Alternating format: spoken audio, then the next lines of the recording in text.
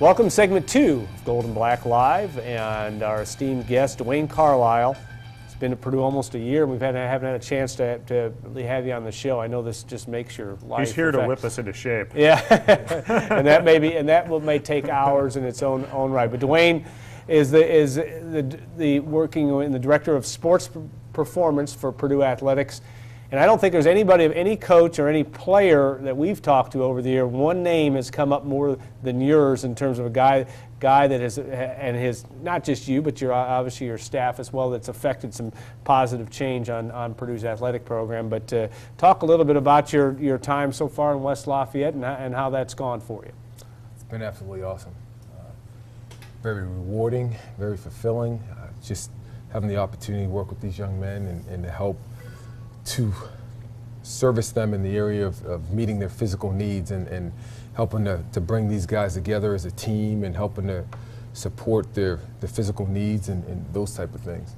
You know, you look at what it takes and changing. A lot has changed in this field over time, and it seems in some ways that Purdue's embracing with you on staff a little bit different way of doing things. But what are some of the differences, or what are some of the things you've really tried to institute from the get-go with the student athlete? And this is not just weightlifting. This is diet. This is everything that goes into performing at a high level on the field.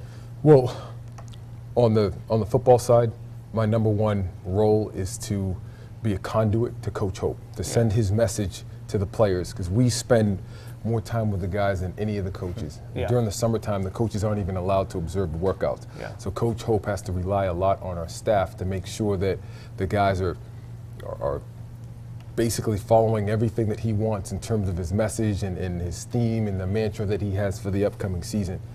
So that's the first and foremost thing is to make sure that we're sending his message. Secondly, it's important from our standpoint is to make sure as a football team is that we're bringing the guys together. You know, that everybody's held accountable. Coach Hope wants them accountable. Coach Hope wants a no excuse policy this year, that the guys have got to make sure that they're getting it done, no excuses. Yeah. And third, obviously we have physical needs that we have to prepare, and we go about that by having a comprehensive training program. Focus of our program is not only developing strength and developing power, but also helping to develop mobility so that guys can get into various positions to be able to execute what coaches are asking them to do from a technical standpoint. The nutrition component, that's huge, making sure that guys are getting their pre-nutrition, their post-nutrition, and also getting the proper nutrition during their workouts. Everything is interdependent. Yeah. Not one thing is independent. You can't have poor nutrition and then great work habits in the weight room and expect to get optimal results. So you have to make sure that those athletes are getting that message. Sleep, the recovery and regeneration component. And as you know, in college, these guys have a high stress life. Yeah. And they've got exams that they've got to deal with. They've got to learn the playbook and all the other things that come along with being an 18 to 22-year-old. So we're stressing those things, and that's also important to improve performance. So we look at movement, right? We're not just working on linear speed, we're working on multi-directional speed, we're working on lateral speed, and working on all those different components that help to improve their overall performance on the field. Yeah. Just how difficult is it to implement a whole new system when you're coming into a place that's got 500 athletes and has done things a certain way in the past? I would imagine that it's quite an undertaking, right? It is, and we've gotten great support from the coaches. Yeah. And it starts with Morgan's vision for the athletic department, and he was very clear in terms of what he would like to see in terms of our implementation of our sports performance program. We had a meeting back in the early spring with all the head coaches where I kind of unveiled our sports performance program, and the coaches were awesome. They all bought in, and they all were very supportive, and they've continued to be supportive.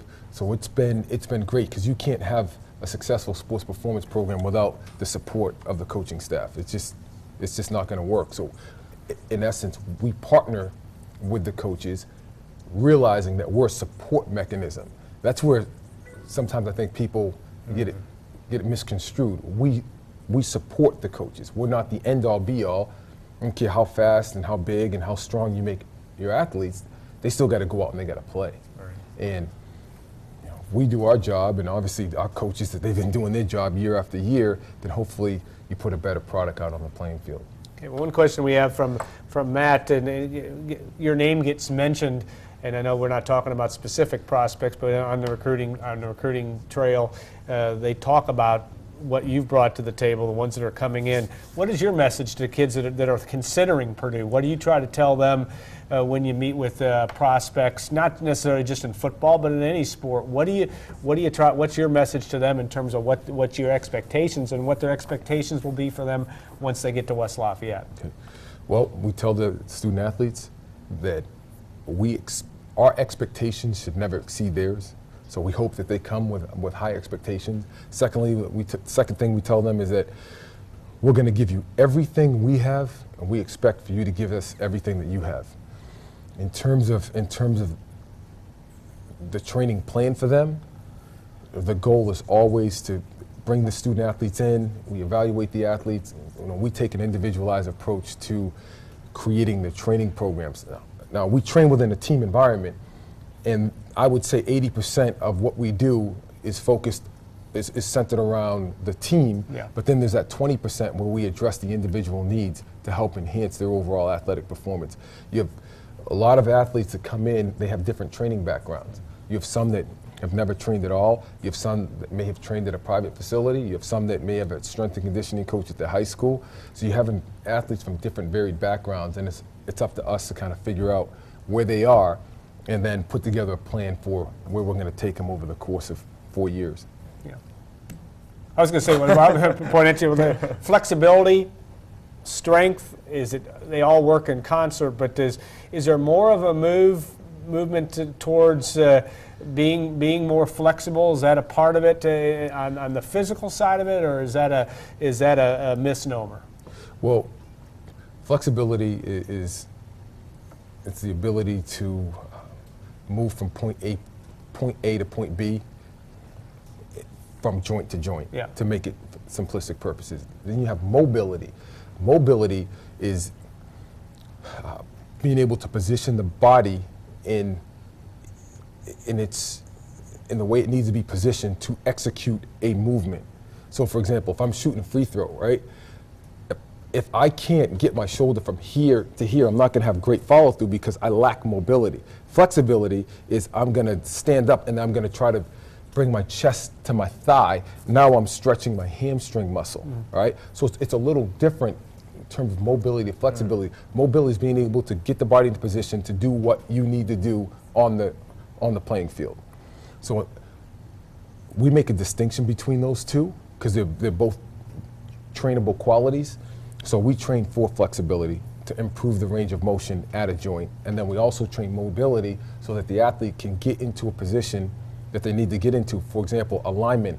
You'll hear coaches say, well, this guy's a waist bender. And if he's a waist bender, right, that means he's not bending at his knees. Well, if he doesn't have the ability to bend at his knees, is it a flexibility issue? He may be able to stand up and touch his toes, but when he gets into his stance, his butt sits up high and he can't really bend. And that typically means that he's got a lack of mobility in his ankle. So we have to train that in order to allow them to be able to get into that position so that they can do what they got to do. The simple answer, Al, is it's a lot more than just lifting weights. It Sure is. is. It is. It is a lot more, Yeah. and I know that part has changed. You've been around student athletes ever since your competition days, and yet, how in that 20 or so years, how have they changed, and are student athletes today more willing to listen and do, or is it a different dynamic from that standpoint? One thing I think I've been fortunate, and I don't know that there's too many strength coaches that can say this, or performance coaches, is I've worked on the high school level full time. Yeah. I've worked on the collegiate level full time, worked on the professional level full time, and then I had private training centers where we work with athletes as young as 8 and 9 years old, all the way up to the professional athlete. And I'm gonna tell you, the commonality between all the good athletes is that they all want to get better. Yeah. They all want to get better, and they all want to gain that competitive edge. And I'm talking, I would say 95% of the athletes that I've had the opportunity to work with, they're self-driven, they're athletes that pay attention to detail, they're athletes that want to do all the little things to help them improve their overall performance. And so I think that when athletes know that you are vested in their performance and that you care most of all, it comes across to the athlete, and they're gonna, there's an immediate buy-in to me. And consequently, they're easier to coach. So I haven't seen, with the real good ones, they've consistently brought it. And they come ready. And is there a large learning curve of expectations, or do you lay that out you obviously lay that out even on the recruiting visit, but once they get here, they know you mean business from the get-go? There's no question. It's not just me. I've got an awesome staff. Yeah. There's 11 of us, and every sport is equally important to us. We make an effort to invest in every program, so it's not just the golf team is just as important as the football team. And when I say invest, we're learning about biomechanics of a swing to help that golfer improve how far he can hit the ball as a result of things that we can do in the weight room to help him improve performance in that respect. So, we're always trying to find strategies to help improve performance with our athletes. Yeah. I get the impression from talking to you over the last year that you don't like to pick out individual guys that you've seen a big improvement out of, but is there anybody, or have you just seen some general improvements, particularly with the football team, about how they've gone about things and how they've been able to improve in a sports performance point of view? I can say this, we as a whole, as a team, the guys are way ahead of where they were at this time last year. This time last year, there was a lot of uncertainty as it related to strength and conditioning and sports performance, and there was transition that was taking place. And so the guys now, they're locked in. The culture that we're establishing in our workouts is awesome. The accountability that they're establishing, the effort that they've established, and now they're taking ownership of it, which is great. We're there as coaches, guiding and coaching technique and so forth, but we're doing less and less motivating because they're taking ownership of it. And you're seeing the leaders emerge. And a lot of that has to do with the success that they accomplish on the playing field. Coach Hope drilled it into those guys that we had the talent to have a winning season. And they fought through a lot of adversity, starting from the summer through the season. And they had their backs against the wall a few times, and yet they were able to overcome it, and they did that through just that togetherness that they built over the course of a year. And now going into this next season, and it's awesome. I can't wait for our workouts every day. It's one of the huge storylines around here over the last few years has been injuries. Yeah. Just how much emphasis have you put on sort of injury prevention, as part of your program? Well, you're always looking at injury prevention, because if an athlete's hurt, then they can't perform. So it's a collective approach from our sports medicine department, and then us as a sports performance coaches, where we're meeting and we're consistently trying to find ways to help our athletes minimize their risk of injury and maximize performance. That's always the goal. And the thing that we've tried to do is, this year we were able to minimize a lot of the soft tissue injuries. So I don't know that we lost any guys to a hamstring injury or to a quad injury, to a hip flexor injury. Those are the soft tissue injuries. Then you have, on the football side, you got the contact injuries. And those are the collision injuries that are very difficult To do much about. do much about, right? And then you've had the ACL injuries, and we're working tirelessly to try to figure out preventative methods to help reduce the incidence of those injuries occurring. But you have some that a guy just goes to plant and cut, and it's just a weird joint angle, and down goes an athlete. Yeah, Ralph Moulton against Indiana really didn't get hit in that situation. So yeah. Yeah, so you're always constantly trying to figure that out, and me as a performance coach, that's our quest. You don't want to see any athlete get hurt, ever. But unfortunately, it happens. The more you can minimize it, the better result you're going to have. Now you watched, and obviously your experience in the NFL working with the 49ers, and is there a way for you when you watch teams play, I mean, maybe taking a snapshot of a football game, can you sit there and say, this team is, maybe this is only makes sense early in the year, but team that's in better condition physically, can you, I mean, you've done this long enough where you can look at a team and see how they perform and have that notion, or do you have to go dig a lot deeper to be able to make that evaluation? Yeah, and this would be something you'd share with yourself, I understand, but I mean, is there a way of doing that? Can you really tell? You know, the thing that I think every sports performance or strength coach does it prior to a game is, when you finish stretching your team, you eyeball the other team, and you look at, see if they got any fat guys, and you see, you know, how jacked some of the guys are. Everybody does that. And I remember looking at Illinois thinking, wow, you know, that's a good-looking football team. Yeah. And you know, our guys physically, you know, got the best of those guys that day. There's so many factors that play into, you know, the outcome of a game. You know, there's the schemes, and there's coaching, and there's so many different factors that extend way beyond how a team looks physically. You know, our thing, and our goal is we want to make sure that we decrease body fat. Right, so we want our guys as lean and as strong as they possibly can be, and that includes our big guys. Now they're going to carry more fat. And the other thing you got to look at is body types. There's 3 different types of body types. So you've got guys who are taller, longer, leaner, and you got guys that are shorter, squatter, stockier. You got guys that are like a Vernon Davis. I mean, that guy's chiseled out of stone, and he's what you call a mesomorph, right, man? So you have different body types, and you got to look at guys' different body types. But ultimately, what we're trying to do is put the best conditioned guys, and Coach Hope puts a tremendous emphasis on condition. And when you go to the college, what's different than NFL is you're going no huddle a lot. And when you run that spread formation, those guys have to be in great shape. So we're looking at that, and we've got to make sure our guys are well conditioned to be able to sustain, you know, a high level play after play after play for as many plays as the game demands. And then lastly, you're looking at strength and power. You know, when guys, particularly interior guys, when they come off the ball, they get knocked back or they knocking the other guys back. So you do those assessments, and then that's kind of how you build your program.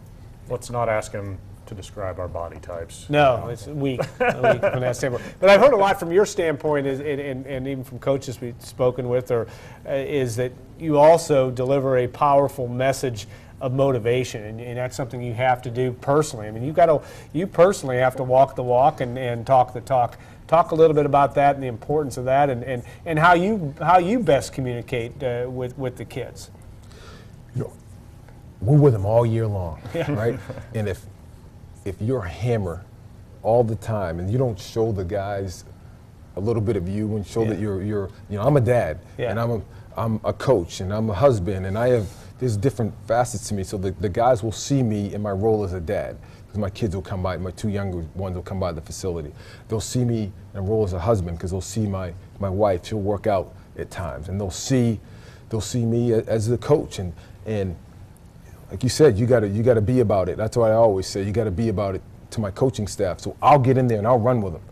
You know, I'll run with them, and you know, and there's oftentimes when those guys get going now, I got to get back. I got to run with the big guys. My ego will get crushed a little bit. So, you know, I don't think you're going to be that far behind, but no. You know, you've got to do things. You have to do things with these guys, and you know, my style with these guys is, I'm going to tell them the truth. I'm not going to lie to them. I'm going to tell them the truth. If it wasn't good enough, it wasn't a championship level effort, I'm going to let them know. And I'm going to tell them, now that we got something to draw on from this past season, having gone to a bowl game and having experienced a Big Ten season, I can point things out to these guys that allows me to get into their world. And the bottom line is, for us, if we set the expectations high, we can't ever compromise as coaches. They know that when they come in there, they're going to just get one approach, and that's going to be pure fire. That's it. They know that. And so because of that, I think that the guys really respond well to that because deep down inside, that's what they want. They want to be great. And that's what makes coaching these guys awesome and makes you look forward to work every day. All right. Well, good. That's going to keep me going then for the rest of the through the January and February blues from a workout standpoint. But, Dwayne, thanks so much for your time today, and we will probably make this an annual event because there's always things to learn, and it's going to be interesting to see as this develops, this football program and the entire athletic program. It's like you said, it's about investments. You have something else you want to add? No, that's good. Yeah, no, we We appreciate could it. talk forever, I think. about I wanted to all ask this you. I'm stuff. going to ask you about what to do for a 52-year-old. So I don't think the rest of our audience is interested in that. All right, we will let Dwayne go and get back to work and working out with his teams. We'll have Tom Dienhart join us with Brian here in segment 3 in Golden Black Live here in the next couple of minutes. Stay tuned. We'll see you on Golden Black Live.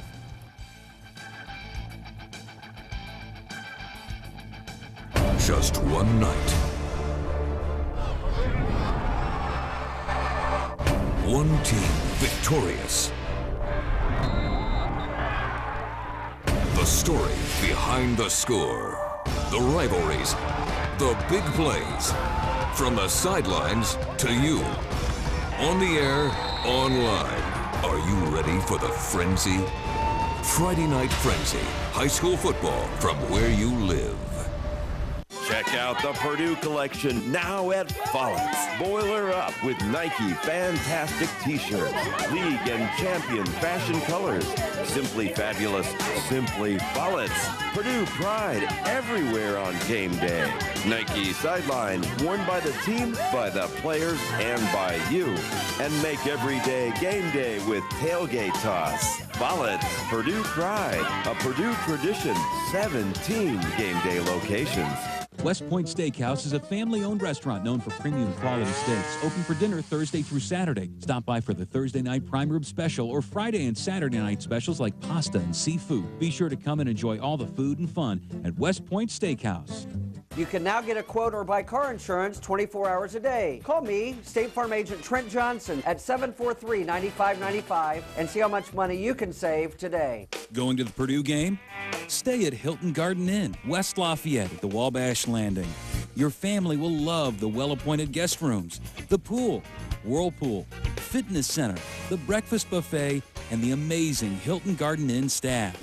Located just 4 blocks from Purdue University, Hilton Garden Inn has long been the choice for Purdue fans. Call today for a reservation and make Hilton Garden Inn your #1 choice. When you see it happen, report it. Send us your news stories, photos, and videos with our Report It feature. It's easy with WLFI.com and the WLFI smartphone app. With a few simple clicks, you can send videos and photos of breaking news coverage. See your submissions on air as part of our broadcast or online in the Report It gallery. WLFI.com. Always mobile, always connected.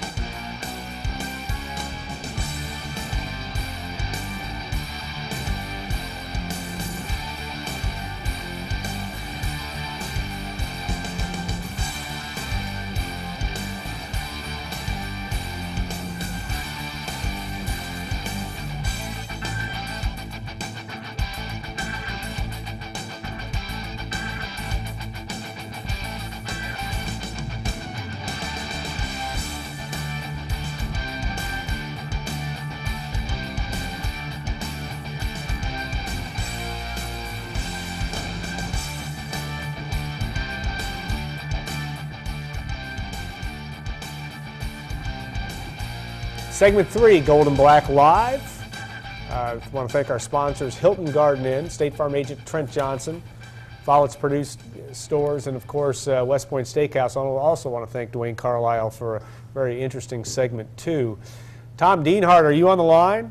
I'm right here, Alan. What's up? Boy, you sound very close, like you should be in the next room. And hey, well, I wish I was with you guys there in with the best city in North America, right? There you go. That's spoken like a true West Lafayette person. Tom Dienhart with the Big Ten Network, and Tom has, and you've been with the Big Ten Network now. This has been since when did you make the transition from Rivals to the Big Ten Network? I started in October, Alan, and it's been a lot of fun getting to know the people up at the Chicago office. If you guys have had a chance to check that out, you know what tremendous studios they've got up there. So it's been a lot of fun. You know, more than anything, Alan, as you guys know, being a Big Ten guy and having the chance to really get deeper and deeper and just evolve 24/7 in the conference I grew up loving and watching, has just been a dream come true.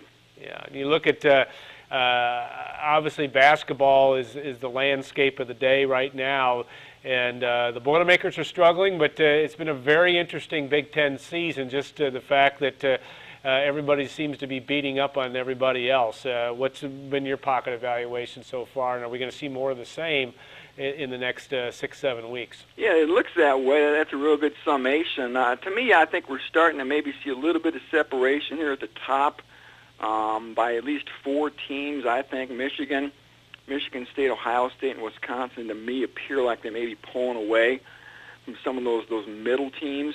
And Michigan's one team I'm still maybe not totally sold on just yet.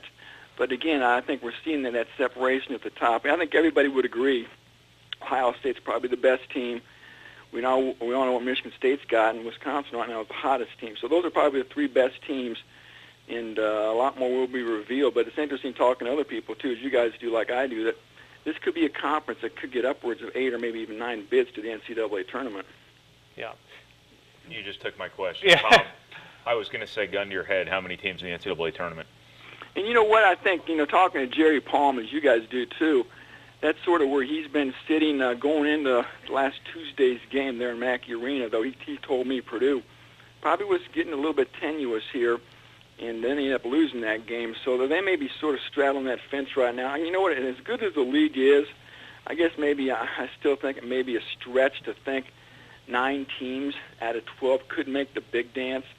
Northwestern, Minnesota, and Purdue seem to be the 3, quote-unquote, maybe last ones in from the Big Ten. So, you know what, and maybe not be an overstatement to say this Saturday's game in Evanston between Northwestern and Purdue is obviously a must-win for both. Yeah, Northwestern, it's interesting because obviously never been to the tournament, and yet their RPI, and again, I swear I was not going to start talking to RPI till February 1st, but we have not made it. But it is interesting dynamic there that they've been kind of hanging around. If you look at the bracketology and all this other stuff, maybe it's just because half of the world are Northwestern journalists, but then they all want them in there. But it's going to be interesting to see. And as Brian said earlier in segment 1, the ship has not sailed on Purdue either. They still have plenty of time if they can just find a way to put some wins together. You're exactly right, and I don't think it's crazy to say if you go 9-9 in the Big Ten, you're probably guaranteed of getting the bid.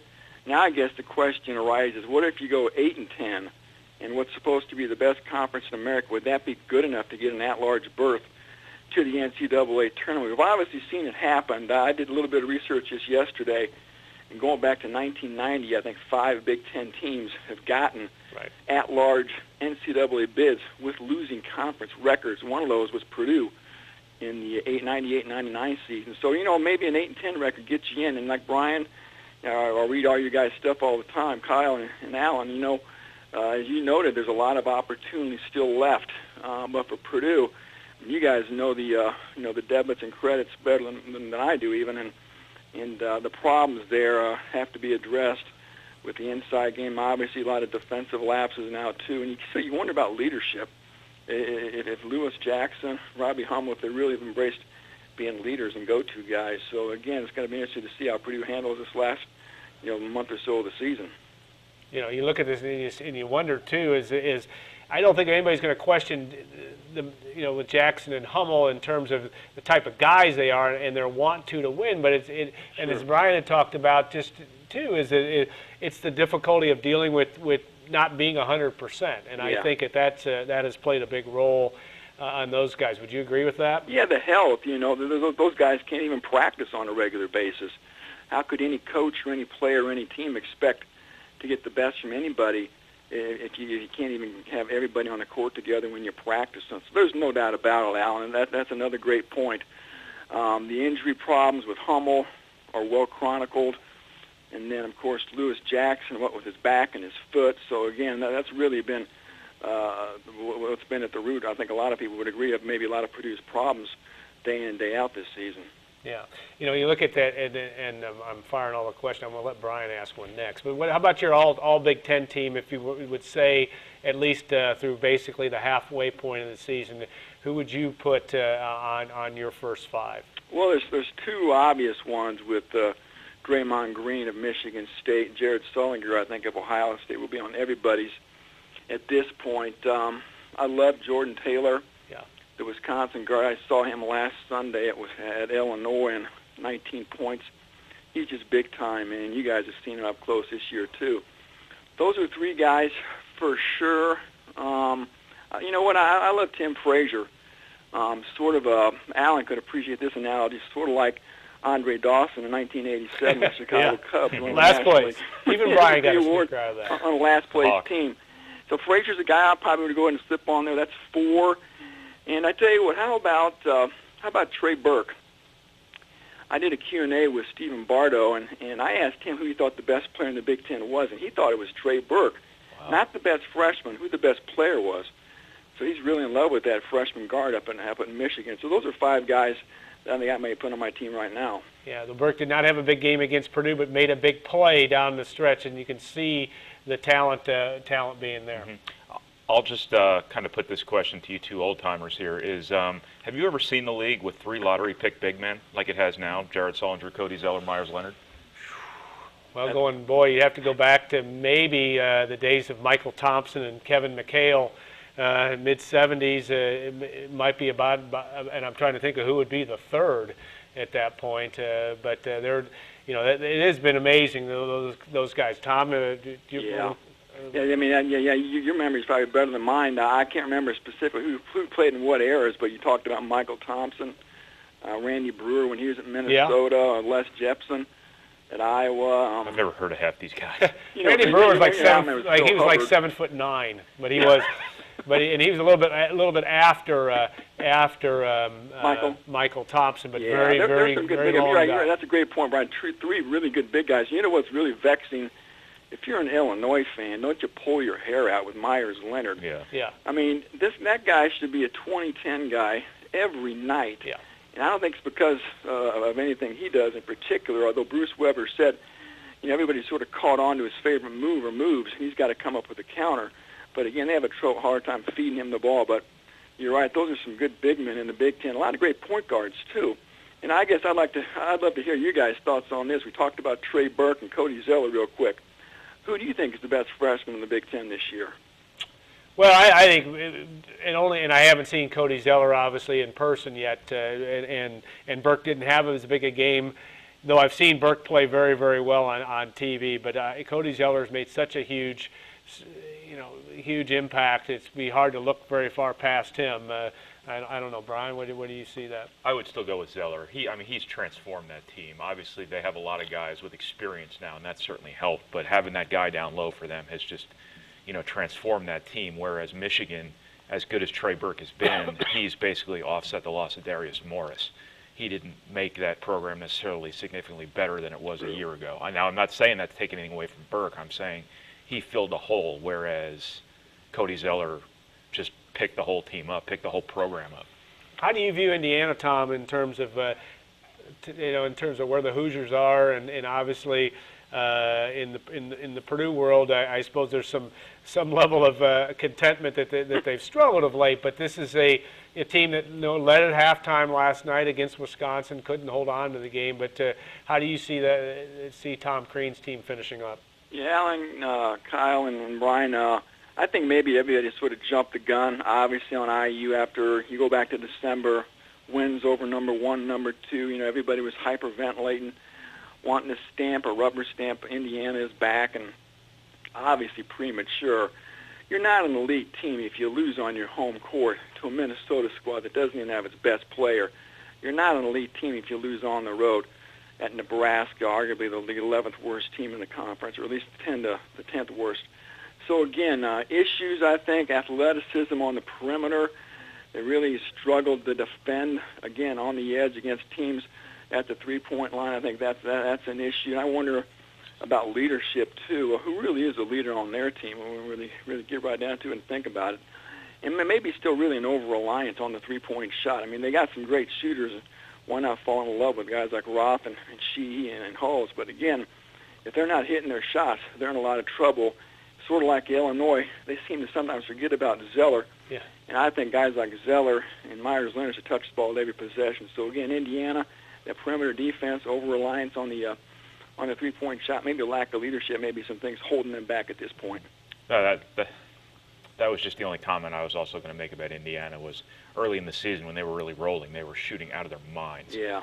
And you kind of had to think at the time perhaps the universe was going to balance itself out there, and perhaps it is some. They're still putting points on the board, but they aren't making everything they're putting up there. Like and Zeller didn't have a good game last night. He shot an air ball at a critical juncture, and he's got to remember he's a freshman. I know these freshmen are more precocious than they were 15, 20 years ago, but again, he's going to have those moments, especially on the road, I think. And, the other guy's got to step up. Christian Watford, for me, has really been all over the map. He really hasn't been consistent enough for my liking if I were an IU fan.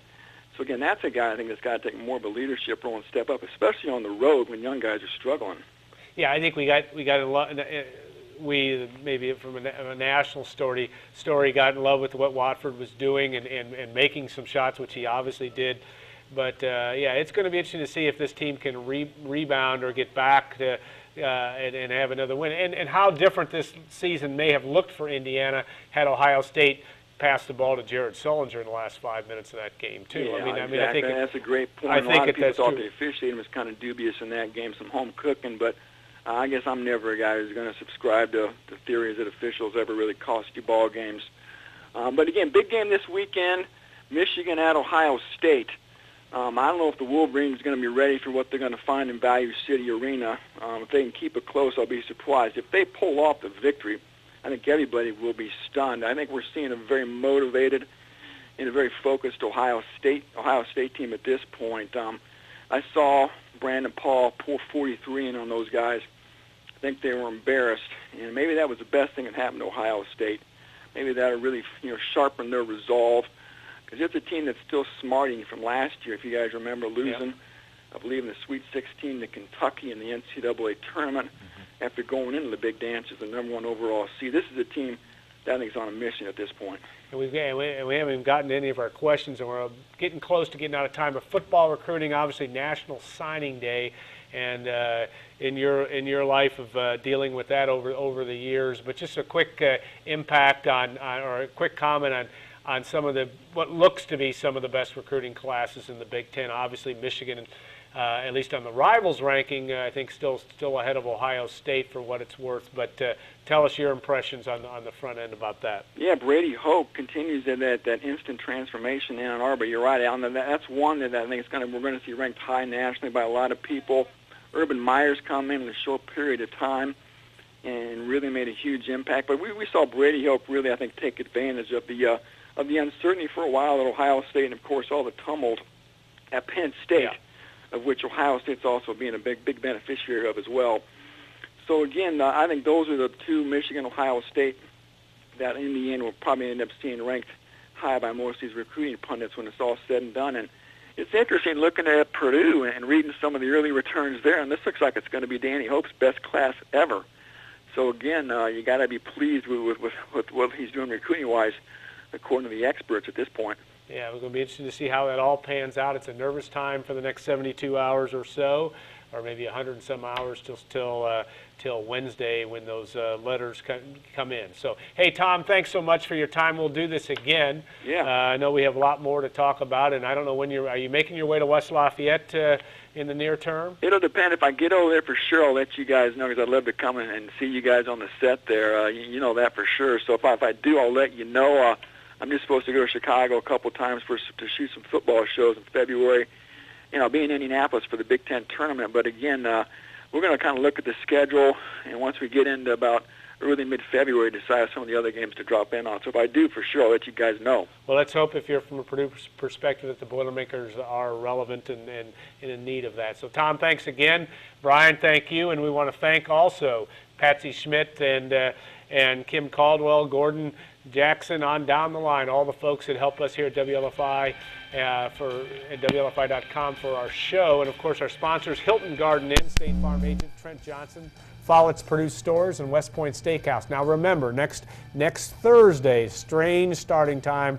I guess you can only do this on the internet. 3:15 kick, so to speak, with Coach Danny Hope. We'll be talking his signing class, and then also look ahead to the 2012 Purdue football season as we're getting closer and closer to that, but there'll be a lot to talk about next Thursday. Special showtime. We'll try to promote that on the site as much as possible so that you can tune in. And, of course, we'll have replays of this show and, of course, all shows. We link to that. You can go to WLFI.com and also to our site to pull those up. Thanks again, everybody. We'll see you next Thursday, 3:15 on Gold and Black Live.